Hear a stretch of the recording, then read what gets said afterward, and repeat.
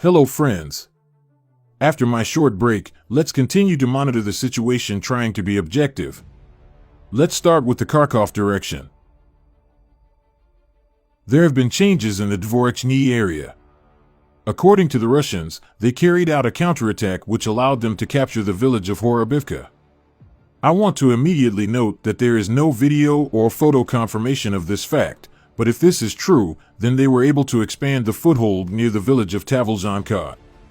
The front line of Vilshany Persho-Travnevich Kislivka apparently did not undergo any cardinal changes in my absence.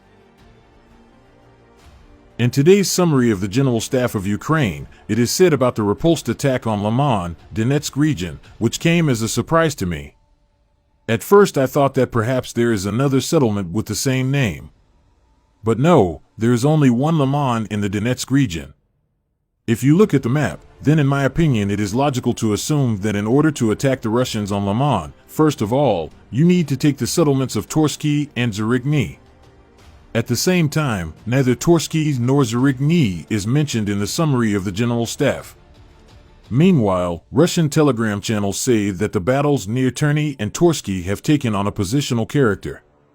In general, the situation is confused. We follow this direction. In the Donetsk direction, as stated in the reports of the General Staff of Ukraine, enemy attacks were repulsed in the Kramatorsk direction in the area of Bilohorivka and Zolotarivka. On the Bakhmut direction in the areas of Soldar, Ozaryanivka, Ivanarad, and Odradivka. On the Avdiivka direction in the areas of settlements Novokalinovi and Pervomaisky. Friends, there is no monetization on my channel, so I ask you to support the channel financially if possible. You can find the links in the description. Thank you so much for your support. Yesterday, the Ukrainian command reported that about 2,000 mobilized Russians arrived in the Russian-controlled part of the Kherson region, which somewhat contradicts the version according to which the Russians are going to retreat to the left bank of the Dnieper. But it cannot be completely dismissed, because rumors that preparations are being made for this are also circulating in Russian sources. Although other information comes from there that the Russians intend to strengthen the defense on the right bank.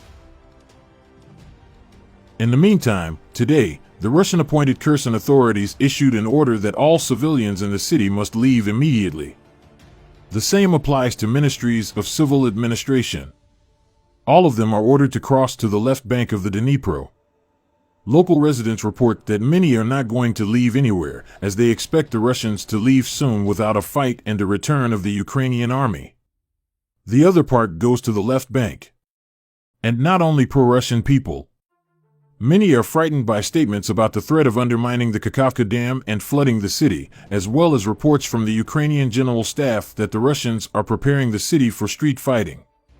Some of those leaving are planning to go to Europe through Russia, and either stay there or go through the European Union to Ukraine.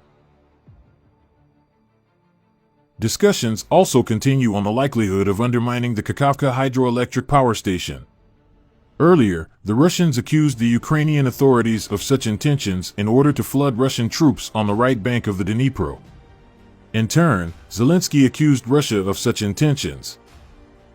Danilov, Secretary of the National Security and Defense Council of Ukraine, also touched upon this topic yesterday. But, judging from his words, it is not entirely clear why the Russians would blow up the dam, because this act will close the way for Dnieper water to Crimea. If they blow up the Kakhovka Dam, then the issue of Crimea's water supply will be closed once and for all. It will be impossible to restore it for 5 to 7 years.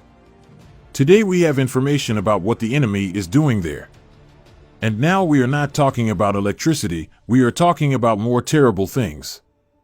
There will be a collapse on a global scale if they make such a decision. If they do this, then the issue of Crimea has never been and never is for them, Danilov said. The main intelligence directorate of the Ukrainian Defense Ministry reported yesterday that the Russians had mined the Kakhovka hydroelectric power station in April, and now they are mining locks and supports. The Russian military also installed 2 military trucks without drivers on the dam, and both vehicles are fully loaded with boxes of explosives. The Russian-appointed authorities of Novokakhovka, in turn, deny that the dam was mined. And the Russian command accuses the Ukrainian troops of wanting to undermine the dam in order to interrupt Russian communications across the Dnieper. Ukraine refutes these intentions. Meanwhile, this morning Ukraine was subjected to a massive rocket attack. Today's scale of damage as a result of the morning attack on energy facilities is comparable to or may exceed the consequences of the attack on October 10th to 12th, says the national energy company Ukrenergo. Due to damage, there are planned blackouts both in Kyiv itself and in 10 regions of Ukraine. If you liked the video, please like and subscribe to the channel. Thanks.